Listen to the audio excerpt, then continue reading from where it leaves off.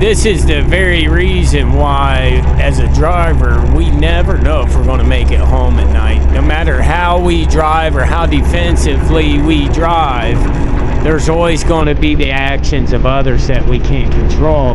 I was going the speed limit, and this guy was just racing me for no reason. Well, I'm not going to adjust my speed because of his behavior. And then there was a hazard up ahead, well over a mile visibility, this hazard, and this guy was going 80 miles an hour, and I had to slam on my brakes to avoid a 5-vehicle collision.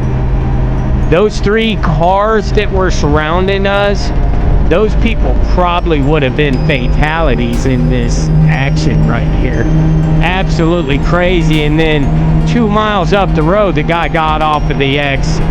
So he did all of that, risk how many lives just to get off the exit in 2 miles? Just ridiculous, guys.